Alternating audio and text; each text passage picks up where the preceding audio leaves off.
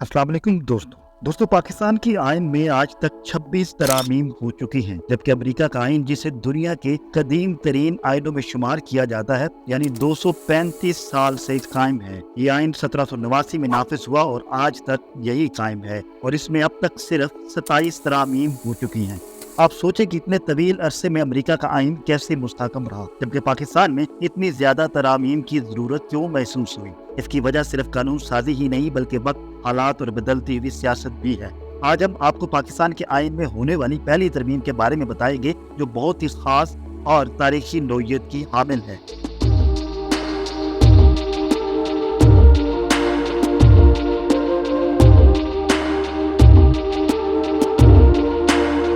पाकिस्तान का आइन 1973 में जुल्फ़िकार अली भुट्टो की क़यादत में मंजूर हुआ था। इस आइन को पूरे मुल्क में एक मुतफ़िक़ा आइन के तौर पर जाना जाता है और ये पाकिस्तान के लिए कानूनी बुनियाद भी फराहम करता है। 1973 का आइन बिलाशुबा एक तारीखी कामयाबी थी, लेकिन एक और तारीखी वाक़या जो कि हमारे आज के मौजू का अहम हिस्सा है, इस आइन के मुतारफ करवाए जाने से कुछ अर्सा पहले पेश आया था और ये था पाकिस्तान का मशरकी हिस्सा यानी बांग्लादेश का क़याम।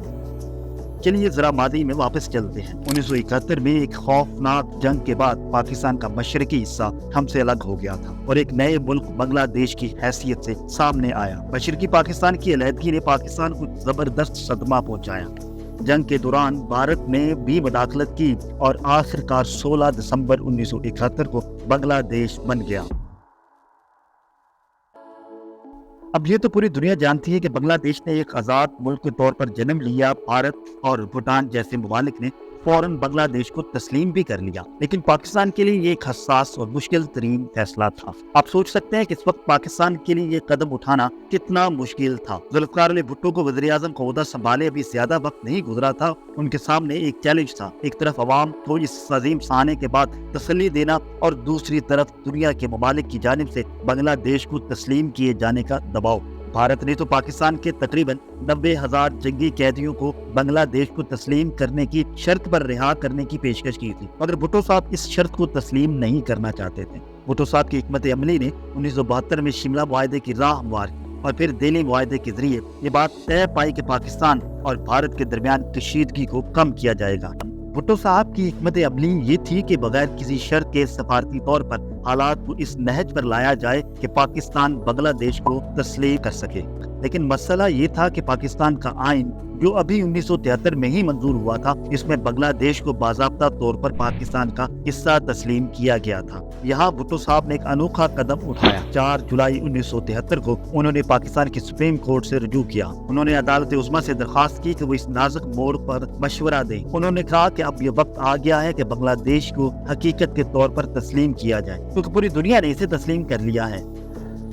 लेकिन ये कदम उठाने के लिए उन्हें सुप्रीम कोर्ट की इजाजत दरकार थी ताकि आईनी तौर पर दुरुस्त हो। पाकिस्तान की तारीख में पहली बार था कि सुप्रीम कोर्ट से आईनी तरमीम के लिए ऐसा मशवरा मांगा गया। सुप्रीम कोर्ट ने 7 जुलाई 1973 को अपने फैसले से कौमी असम्बली को कानून साजी की इजाजत दे दी। इससे तय हो गया कि पाकिस्तान की पार्लियामेंट इस मामले पर हतमी फैसला करेगी। फिर 10 जुलाई 1973 को पार्लियामेंट ने भुट्टो साहब को इख्तियार दिया कि वो जब चाहें बांग्लादेश को तस्लीम कर सकते हैं और उसके बाद पाकिस्तान की पहली आईनी तरमीम की तैयारी शुरू कर दी गई। यूं 23 अप्रैल 1974 को इस तरमीम की कार्रवाई का आगाज किया गया। इस पर कोई मुखालफत नहीं आई, लेकिन 13 अरकान ने राय शुमारे में हिस्सा नहीं लिया। सेनेट में भी 25 वोट इसके हक में आए, जबकि 2 वोट मुखालफत में आए और यूं 4 मई 1974 को पाकिस्तान की पहली आईनी तरमीम बाज़ाब्ता तौर पर नाफिज हो गई। इस तरमीम में पाकिस्तान की हदूद की वजाहत की गई और मशरकी पाकिस्तान का हवाला खत्म कर दिया गया। यानी इस आईनी तौर पर बांग्लादेश को एक आज़ाद और खुद मुख्तार मुल्क के तौर पर तस्लीम कर लिया गया। ये तरमीम पाकिस्तान की आईनी और सियासी तारीख में एक अहम संगे मील की हैसियत रखती है। पहली आईनी तरमीम ने पाकिस्तान के आइन को एक नए रुख पर डाला और पाकिस्तान ने बांग्लादेश के साथ ताल्लुकात का एक नया बाब खोला।